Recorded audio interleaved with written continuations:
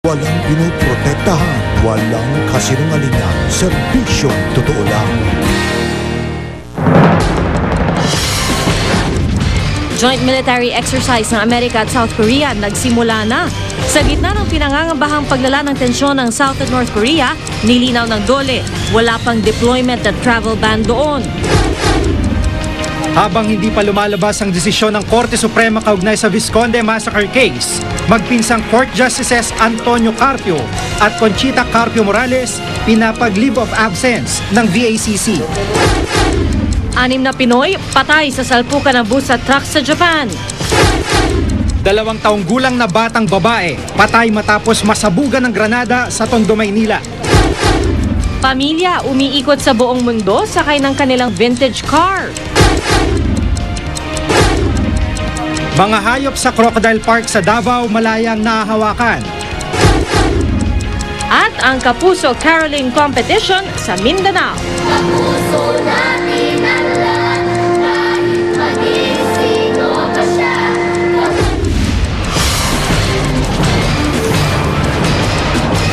Mula sa GMA Network Center, ito ang 24 Oras.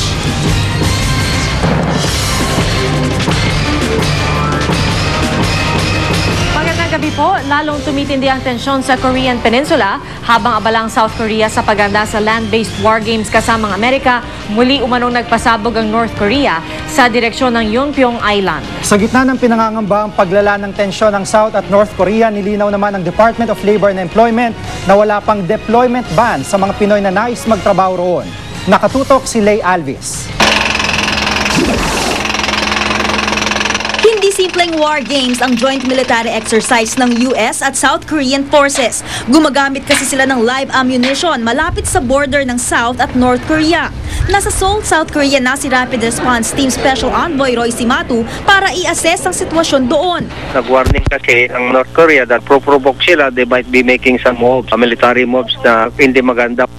Nasa alert level 1 ang Philippine Embassy sa South Korea. Ibig sabihin, pinapayuhan ang mahigit 50,000 Pilipino roon na maging alerto at ihanda ang kanilang mga travel document gaya ng passport. Nagsagawa na raw ng dry run sina Cimatu sa escape route mula Seoul na nasa hilagang bahagi ng South Korea patungong Busan na nasa katimugang bahagi naman. They will be making a report kung ano ang nakita nila doon para may correct natin o makagawa tayo ng paraan. In kaso halimbawa, magsasara dito kalsada nito, anong gagawin? May plan A, plan B ito. Ang Philippine Embassy naman sa Beijing, China ang mga ngalaga sa 9 na Pilipinong nasa North Korea.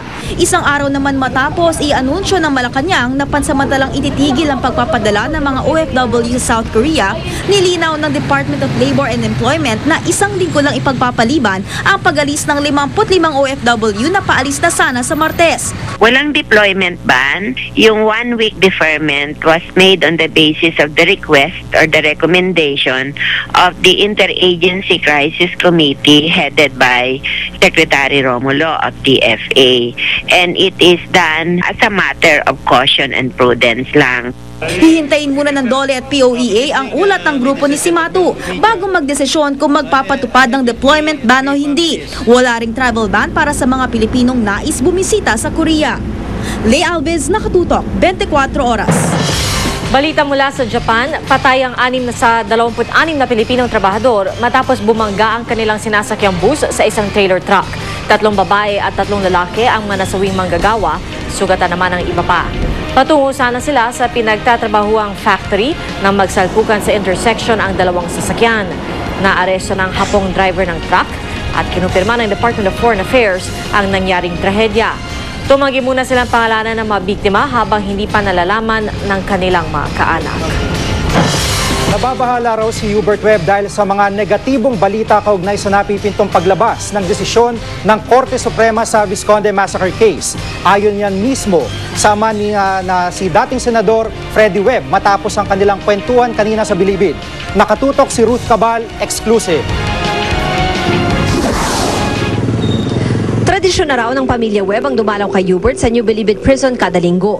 Bukod sa mag-asawang dating Senador Freddie Webb at Beth, naroon din ang panganay sa magkakapatid na si Mabeth, Jason at Fritz, mga pamangkin at iba pang kaanak. Matapos ang halos 2 oras na dalaw, lumabas na rin sila.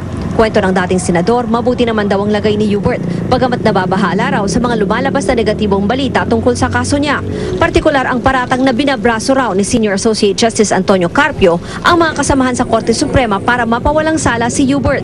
Sabi ko, yun ang sinabi ni Mr. Visconde. Sabi niya, hindi ba ano yun? That's unfair. Isa lang naman siguro pupuntahan namin eh. Hindi kami pupunta sa isang miyembro, hindi kami pupunta sa isang kaibigan, pupunta kami sa Diyos. Kumpara sa mga nakaraang linggo, mas kabado raw si Hubert at marami pa sa kanyang mga kaanak dahil sa napipintong desisyon ng Korte Suprema. There's anxiety, not only hope but very confident, no, that it should go in our favor. An acquittal is due already, no, for somebody who has suffered 15 years in jail for a crime he did not commit. Masaya rin daw ang dating senador sa balitang lalaya na rin si Gerardo Biong dahil napagsilbihan na nito ang kanyang sentensya. Si Biong ang pulis Parañaque na sinasabing sumunog sa mga ebidensya sa crime scene sa utos umano ni Hubert. Nanindigan si Webb na inosente si Biong. Hindi raw sila magkakilala. Ruth Cabal, Nakatutok, 24 Oras. Duda naman ang Volunteers Against Crime and Corruption na VACC sa timing ng napipintong paglaya ng dating pulis na si Gerardo Biong. Susulat daw ang VACC sa DOJ at maghahain ng motion sa korte para mapigilan ito. Pinapag-leave of absence din ng VACC ang magpinsang Supreme Court Associate Justices Antonio Carpio at Conchita Carpio Morales. Habang hindi pa bumababa ang desisyon ng Korte Suprema kaugnay sa Visconde Massacre case. Nangangamba raw kasi ang chairman nilang si Ginoong Lauro Visconde na maaaring impluwensyahan ng dalawa ang ibang mahistrado ng Korte Suprema. Justice Carpio ay nagtestigo in favor of Hubert Webb at that time. Umaalala po niyo. At to abuga, ordinary lawyer pa lang siya noon. So, ang ano ni Lauro Visconde, meron po siyang kalaban. Meron isang justice na nasa loob ng Supreme Court at si Lauro Visconde ay nasa labas ng kalye. How unfair it is.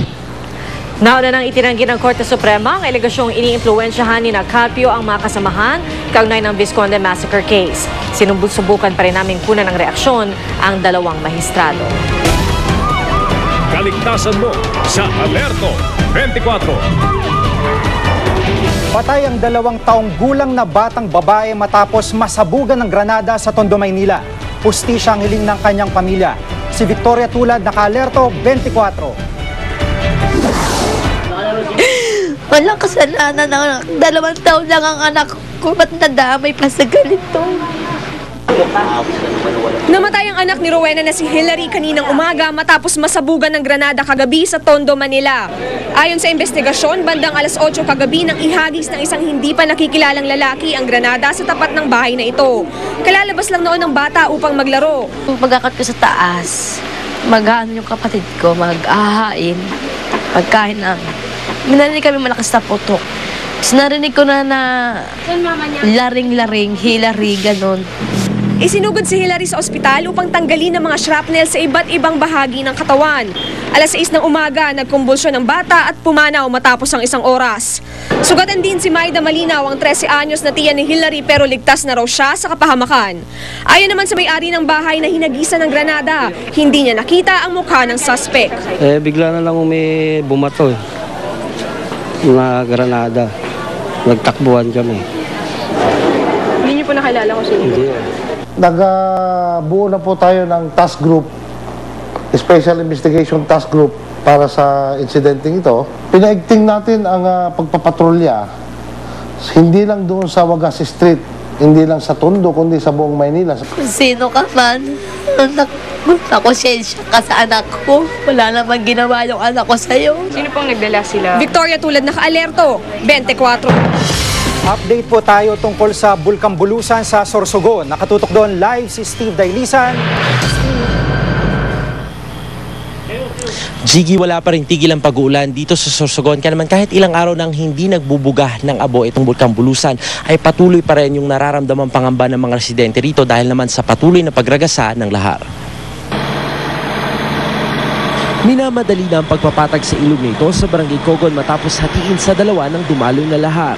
Nahirapan ng bulldozer dahil sa laki ng mga dumaostos na bato.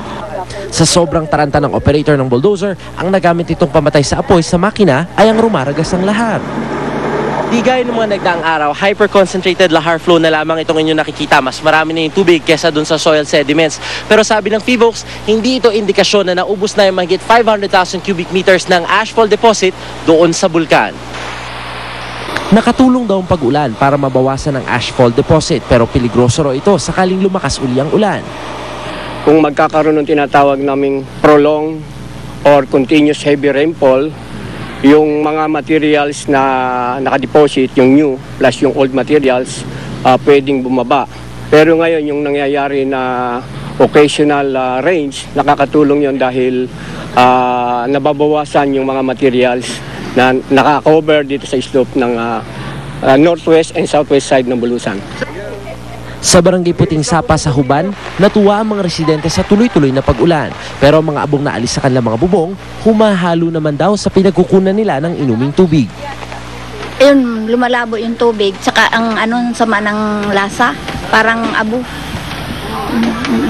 Paano po? Paano ginagawa? Kuluan nila, pinapakuluan. Para mainom. Kasi wala naman makunan ng tubig dito eh. Di pa nako. Sige, nananatili pa rin sa alert level 1 itong bulkang Bulusan. Kaya naman pinairal pa rin yung 4-kilometer radius na permanent danger zone sa kabila nito. Ay nagsipagbalikan na yung karamihan sa mga residente sa kanilang tahanan. Lilikas na lang daw ulit sila kapag pumutok na ulit ang bulkan. Balik sa'yo, Jiggy. Maraming salamat, Steve Dailisan. Susunod. FPIC kumuha ng isang pribadong kumpanyang tutulong para resolbahin ang problema sa Tagas sa Makati. Silipin ang Crocodile Park sa Davao City. At Jano Gibbs, balik Party Pilipinas na at may inamin. Alamin dito sa 24 Oras.